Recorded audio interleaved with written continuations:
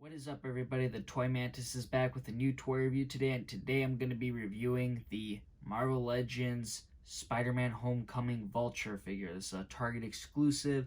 This was originally a Build-A-Figure slash regular figure release in 2017, and this basically got an updated head sculpt, lighter tone on the jacket, the flight gear, comes with extra flight gear pieces, much more accurate to what he showed in the movie.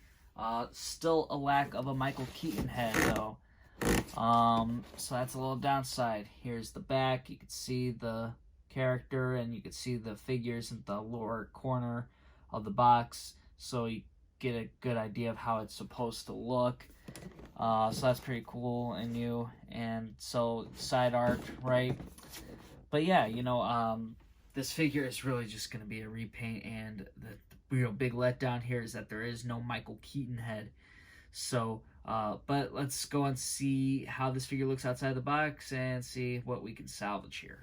Okay, here is Vulture outside the box and equipped with everything he comes with. He has those new arm gauntlets that he gets to hold on to. It's like his little flight gear attachments, I guess.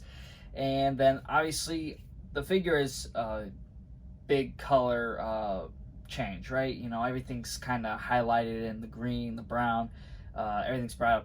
And up close, with that helmet, you get some nice detailing there, and this can actually pop right off, and you get a very nice head sculpt here of Vulture's helmet. Now, it's kind of like hard to decide how you want them displayed. I like both, but I guess the glass part is kind of has to be part of it. But really nice here. That's the new update. He's got the tank on the right side of his face, and the legs are also a huge change as well. Now I'm gonna bring in the older version. Actually, I'm gonna take off the flight gear to make this super easy, because the flight gear, I believe, is exactly the same. That's the only thing that wasn't changed between that, because it was already a very unique sculpt, and I imagine they had that part at least mostly right. They just changed the paint, obviously. This old on top, new on bottom with the blue. Pretty interesting with that, the colors are just more highlighted. So that's that with the wings. So nothing too special there. But with the figure itself now, old one here next to the new, right?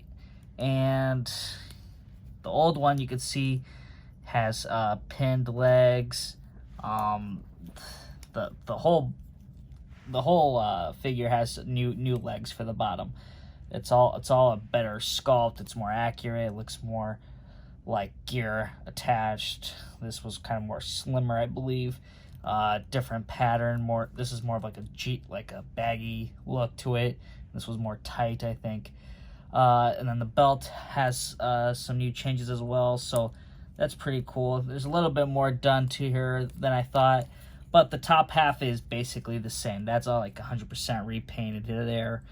Just different applications there. Figure obviously still had the pins on the arms, unfortunately, but when you have this flight gear, I guess, attached to it, it doesn't pop off as bad. Backs were pretty much the same here. Now obviously paint's just applied a little bit differently, and you can see the big difference with the helmets here. It's very debatable on which one I guess someone can like, but I do really like this one. I think they're both really cool versions of the figures, though. They have their unique designs. And then this thing was a little bit of a pain to get his glasses on at first, but it's pretty easy once you figure it out. You just gotta manage to hook one in and get that other. But yeah. Here is Vulture now on a flight stand from NECA. That was the only one that was going to actually work. Hasbro's flight stand didn't really make the cut because it just kept on lunging over, you know, but NECA's held up pretty well, so if you want to use this guy on a flight stand, it's definitely much better than uh, this thing that Hasbro decided to give us again. That is just, uh, yeah, that was just a terrible decision. They knew that was like a terrible thing back then, and they just did it again. But overall, though, this figure is pretty cool. Like, I do like the updates that they did get. It is a nicer Vulture figure after all. So I'm gonna give him a 7 out of 10. Just the two downsides about this figure is that one, it didn't get a flight stand that you could really use. But I mean, obviously, you can kind of do what I did and just kind of, you know, outsource a new one. But the other thing was that the figure did not get a Michael Keaton head or a gun accessory, because you see him use it in the movie, and I think this was like the only other chance you can really see that happen again. I do, however, see them doing this figure one more time in the future, where they'll just probably do some battle damaged Vulture where the wing could be a little destroyed, and maybe they'll release a Michael Keaton head at that point. I'm just guessing, but I mean, it definitely seems that Michael Keaton is sticking around because he's gonna appear in Morbius. He's gonna be potentially back in, you know, future Spider-Man movies. You know, we'll see. But overall, though, you know, I think that Hasbro should have just kind of taken more advantage of this figure release, but whatever. So hopefully you guys did enjoy this review.